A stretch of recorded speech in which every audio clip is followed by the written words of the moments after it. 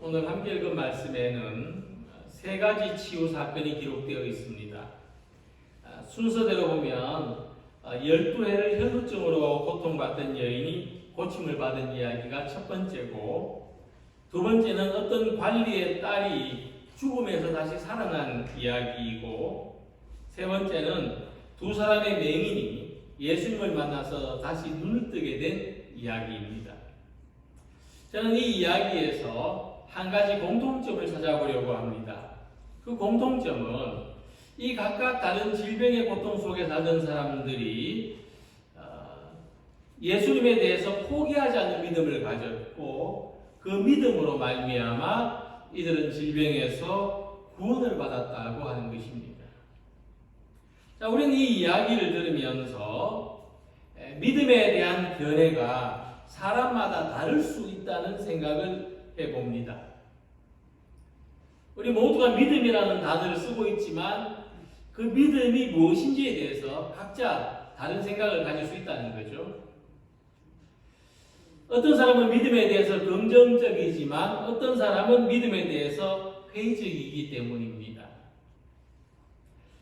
18세기의 신학자 술라이어마흐라는 사람은 믿음은 하나님에 대한 절대적인 의존의 감정이라고 말했습니다. 이 술라이어마흐가 믿음을 절대의존이라고 말한 것은 우리가 생각하는 것처럼 그 사람의 이성적인 생각을 배제한 어떤 무조건적인 믿음, 좀 맹목적이라고 할 수 있는 그런 믿음과는 다른 의미입니다.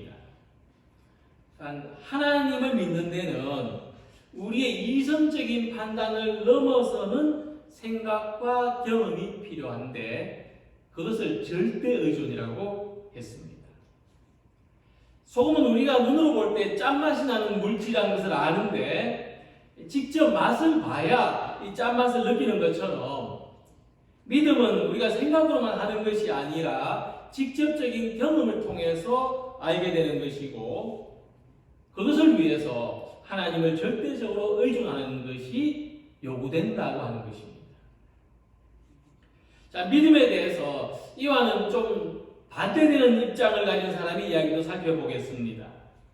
이 슐라이어마흐보다 한 100년 뒤의 사람, 이 프로이트는 유명한 심리학자죠.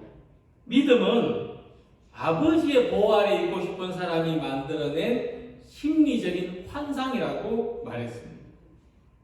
그러니까 물에 빠진 사람이 지푸라기라도 잡고 싶은 것처럼 의지가 약하고 마음이 약한 사람들이 자기보다 힘 있는 대상을 의지하고 싶은 것이 믿음이고, 그래서 그 믿음은 사람에게 아무런 도움이 될 수 없다, 그렇게 말한 것입니다.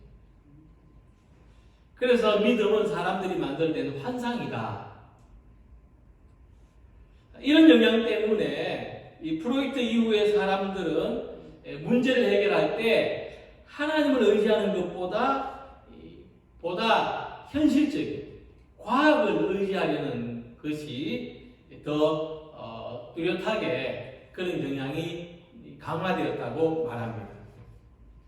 근데 오늘 함께 읽은 말씀을 보면 이 믿음을 가지고 예수님을 찾아온 사람들이 모두 그들의 고통받는 상황에서부터 구원을 받게 되었다는 사실을 알 수 있습니다. 우리는 이 이야기를 어떻게 이해할 수 있겠습니까? 그러니까 본문을 보면은 이들이 질병의 고통에서 벗어난 것은 착각이나 환상이 아니라 실제적인 경험이었다는 것을 알 수가 있습니다. 아픈 것을 우리가 직접 경험하는 것처럼 아프지 않은 것도 경험으로 아는 것입니다. 자, 이들의 믿음은 사람들의 이성적인 생각을 넘어선 경험이었고, 당시 의학적인 수준에서도 불가능하다고 생각했던 결과가 나타나는 것입니다.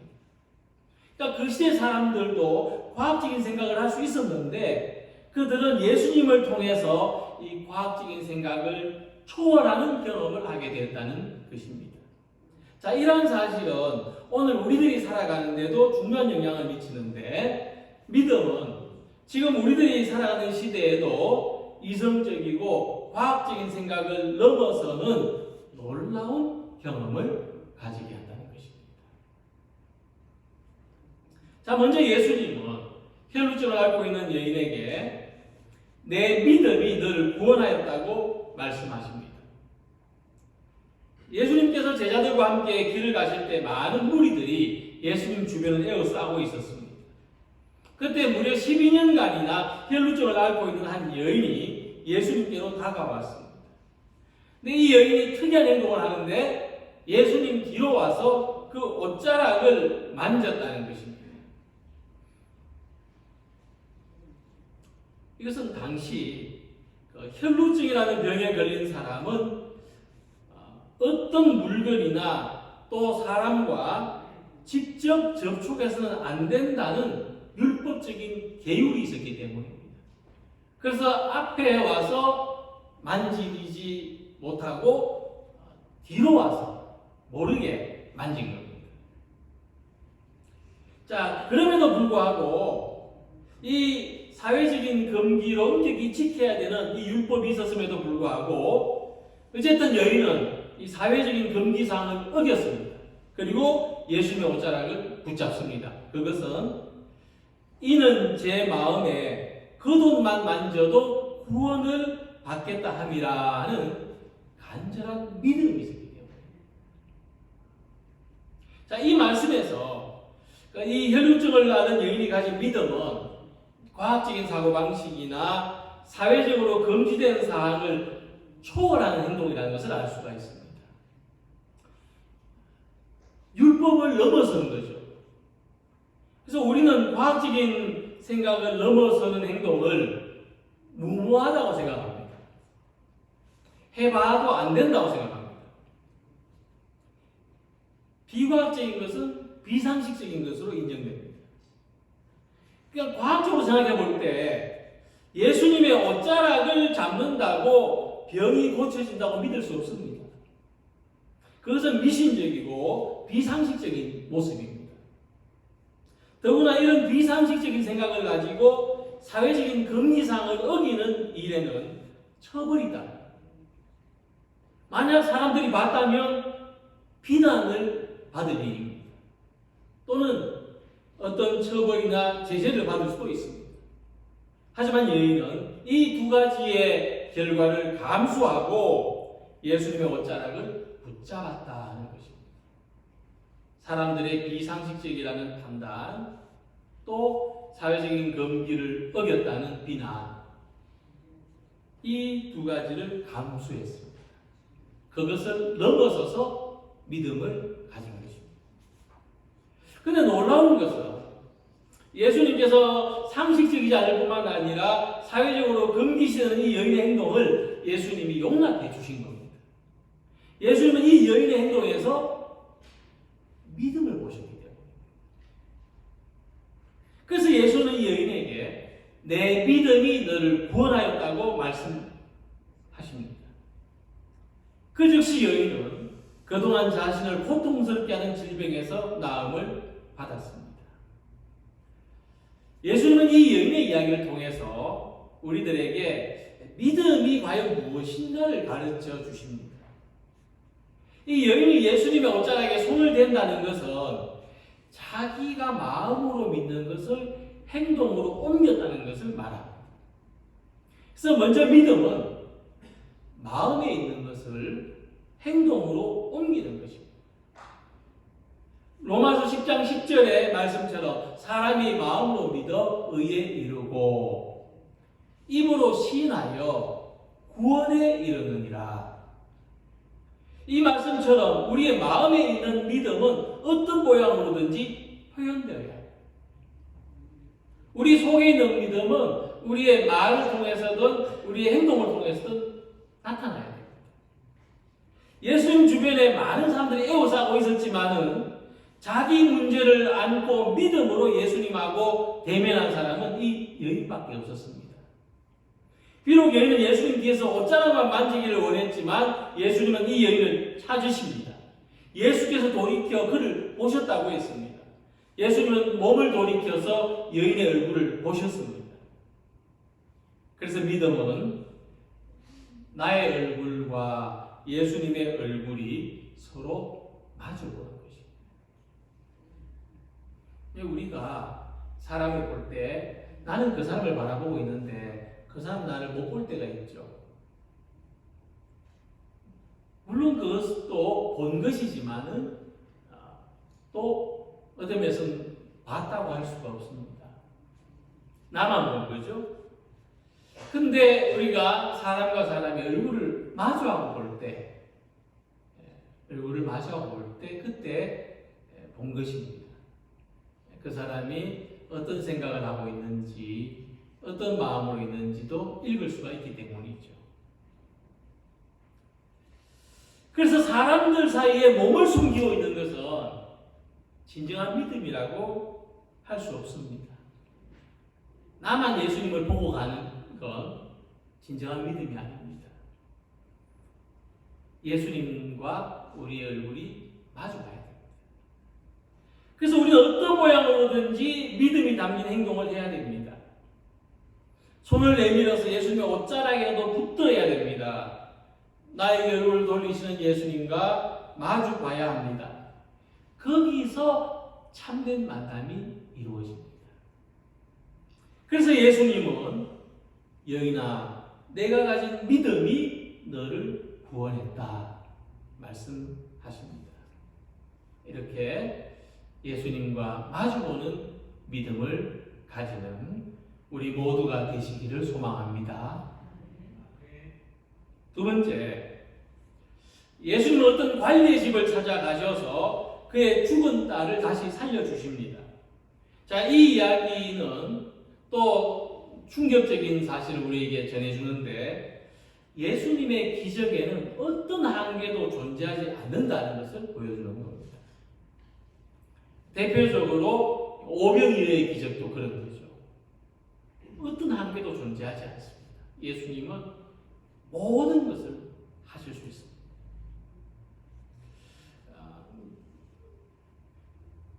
대부분 신앙생활을 하지 않는 사람들이 모인 곳에서 제가 예수님이 병든 사람을 고치시고 죽은 사람도 다시 살리셨다는 이야기를 했더니만은 듣는 사람들이 그대로 받아들이는 게 아니고 상징적인 이야기로 이해하려는 것을 봤습니다.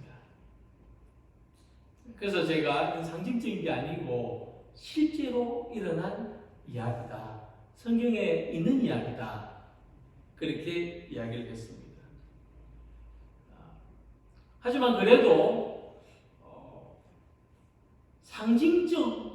상징적으로라도 이해하려고 하는 것을 저는 좋게 봤습니다. 왜냐하면 성경을 볼 때 기적을 직접 목격한 사람들도 믿으려고 하지 않았기 때문에 직접 봤는데도 안 믿으려고 했습니다. 그것을 생각해 본다면은 그래도 예수님의 그 기적이 내가 믿을 수는 없지만은 그래도 뭔가 의미가 있는 이야기 아니겠느냐 이렇게 받아들이는 생각이 좋게 보였다는 겁니다. 우리의 믿음은 예수님이 모든 문제를 상징적으로서가 아니라 실제적으로 해결해 주신다는 것을 믿는 믿음입니다. 그래서 우리는 성경에 있는 기적 이야기들이 우리의 삶에서 실제적으로 일어나기를 소망합니다. 누가복음 8장 41절 보면 이 사람이 회당장 야이로라고 기록되어 있는데 그는 12살 된 외놈딸이 금방 죽었다고 이야기합니다. 내 딸이 방금 죽었사오나 오셔서 그의 몸에 손을 얹어 주소서 그러면 살아나겠나이다 라고 했습니다.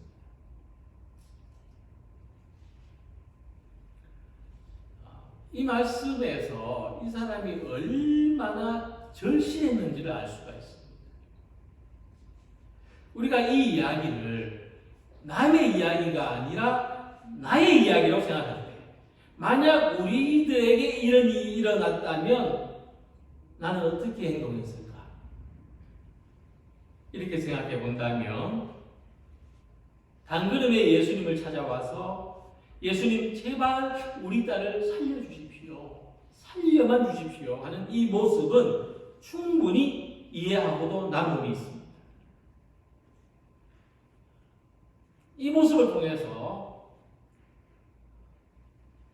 딸이 죽었지만 포기하지 않는 것이 믿음이라고 하는 것을 생각할 수가 있습니다. 딸이 죽어도 포기하지 않는 것이 믿음입니다. 아니, 딸이 죽었기 때문에 더더욱 믿음을 포기할 수 없습니다. 그래서 우리 삶에 많은 한계의 상황, 절망의 상황을 이야기해 주는 겁니다. 모든 가능성이 끊어졌기 때문에 우리에게는 어떤 것도 할 수 없기 때문에 우리는 어떤 것도 할 수 없기 때문에 그래서 더더욱 믿음을 가져야 되고 믿음을 포기해서는 안 되는 것입니다. 만약 이때 우리가 예수님을 나아가서 예수님 제게 상징적인 교훈을 주십시오 이렇게 부탁하겠습니까? 아니면 예수님 제발 내 딸을 살려봐 주십시오 이렇게 부탁하겠습니까? 믿음은 우리 삶의 실제적인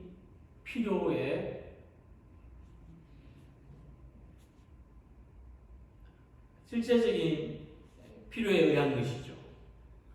세상에서 기대되는 모든 희망이 끝났을 때 그래도 우리는 예수님에 대한 믿음을 포기하지 말아야 한다는 것입니다. 왜 자꾸 믿음을 포기하지 말아야 된다고 말씀드리는가 하면 죽은 사람이 다시 살아나는 것은 우리 경험으로서는 기대하기 어려운 일입니다. 근데 얼마나 다시 살아나기를 바라겠습니까? 그렇죠? 내가 죽어도 내 목숨하고 바꿀 수 있다면 그렇게 하려고 안 하겠습니까? 우리 경험으로는 기대하기 어렵지만 이 사람은 죽은 딸을 살려달라고 예수님을 찾아왔습니다. 예수님이 아니면 다시 살아날 수가 없다고 하는 절대적인 믿음을 가지고 찾아온 겁니다. 놀라운 것은 이 현장에 찾아오신 예수님의 반응입니다. 예수님 말씀하시기를 이 소녀가 죽은 것이 아니라 잔다고 하셨습니다. 우리가 이 이야기를 이해하려면 두 가지 상황을 생각할 수가 있습니다. 첫째는 소녀가 깊은 혼수 상태에 빠졌다고 생각하는 것이고 둘째는 소녀가 진짜 죽었다고 생각하는 겁니다. 첫 번째 경우는 예수님의 기적을 이해하기가 좀 쉽습니다. 소녀는 완전히 죽은 게 아니기 때문이죠.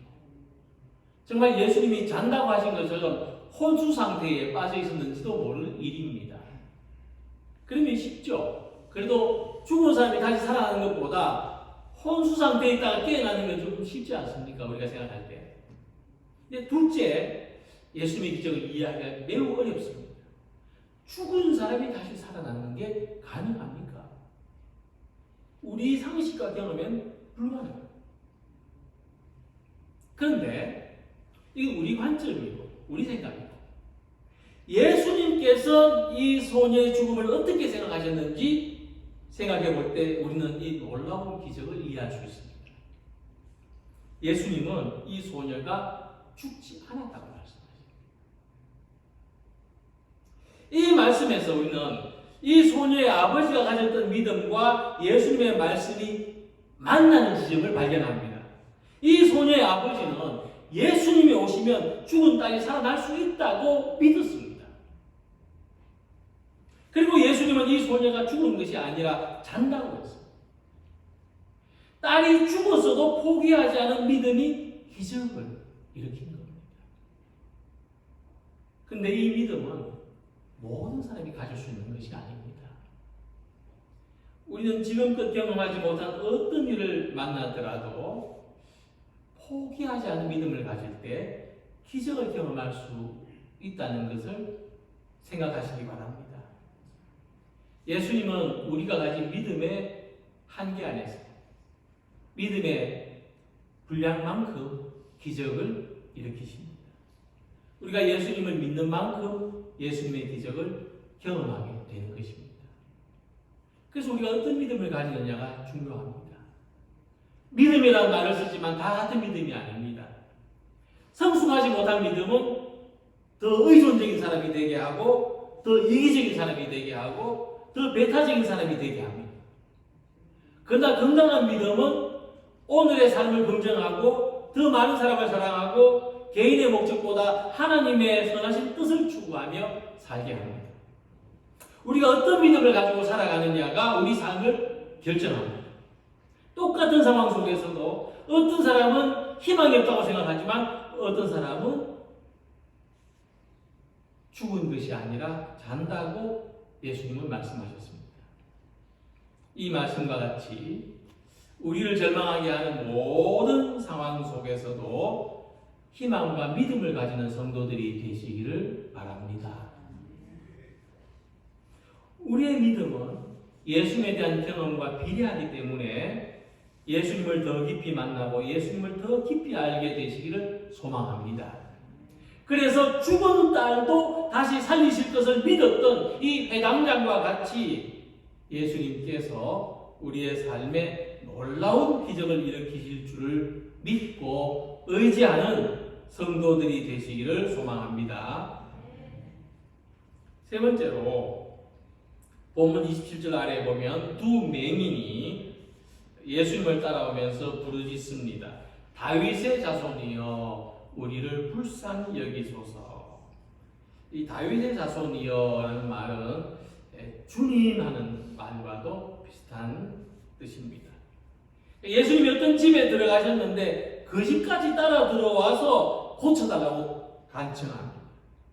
그자 예수님께서 내가 능히 고쳐줄 수 있을 것으로 믿느냐 하고 물으셨는데 그들은 예 믿습니다 하고 대답합니다. 그들의 믿음을 보신 예수님은 너희 믿음대로 되라 하고 말씀하시고 그들을 고쳐주십니다. 근데 예수님께서 이 맹인들을 고쳐주시기 전에 먼저 그들에게 믿음이 있는지를 물어보신 것이 이 내용의 포인트입니다. 이미 그들은 믿음이 있는 사람처럼 보입니다. 우리가 성경을 읽어보면 이 사람들이 믿음이 있습니다. 다윗의 자손이여 그렇게 예수님을 부르는가 하며 또 불쌍히 여겨달라고 소리치고 예수님을 따라서 집안까지 따라 들어왔습니다. 맹인이 말이죠. 앞이 보이지 않는 사람이 집안까지 들어오는 건 쉬운 일이 아니었을 텐데 하여튼 그만큼 그들은 필사적이었습니다. 자, 그런데도 우리가 볼 때 믿음이 있어 보이는데도 예수님은 내가 능히 고쳐줄 수 있을 것으로 믿느냐 물으십니다. 믿음은 뭐냐? 내가 원하는 것을 목이 터져라고 구하는 것이 아니라 예수님께서 그 일을 하실 수 있다고 믿는 것이 중요합니다.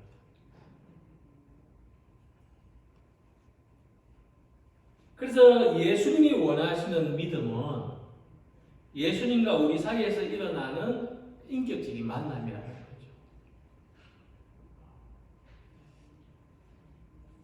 그래서 마음이 간절할수록 예수님과 우리 사이의 예수님과 우리 사이의 만남이 실제적으로 이루어질 수 있는 가능성이 높아집니다. 기도를 해보시면 경험하실 겁니다. 내 마음이 간절할수록 예수님을 인격적으로 만날 수 있는 가능성이 높습니다.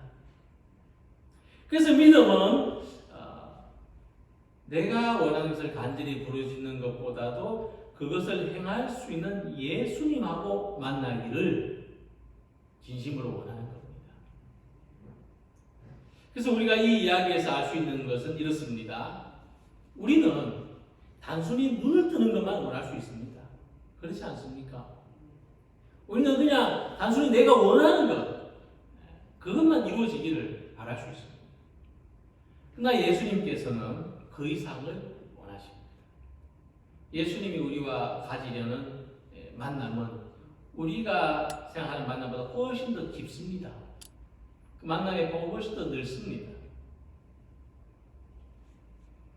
그래서 믿음은 단순히 기적을 일으키는 수단이 아닙니다.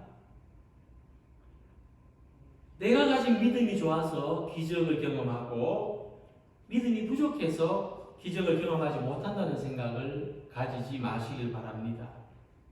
믿음은 뭐냐?